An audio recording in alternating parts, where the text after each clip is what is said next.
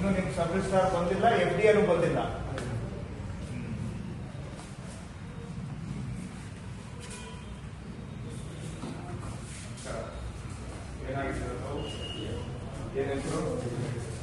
ಎಲ್ಲಿ ಇನ್ನು ನೀವು ಬಂದಿಲ್ಲ, ಇನ್ನ ನಿಮ್ಮ ಸಬ್ ರಿಜಿಸ್ಟ್ರಾರ್ ಬಂದಿಲ್ಲ, ಯಾವಾಗ ಕೆಲ್ಸಕ್ಕೆ ಬರೋದು?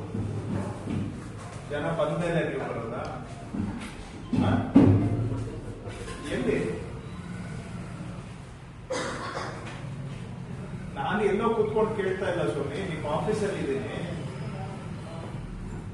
ಸೊ ಎಲ್ಲ ಜನ ಬಂದು ಕಾಯ್ತಾ ಇರಬೇಕು, ಆಮೇಲೆ ತಮ್ಮ ಪ್ರವೇಶ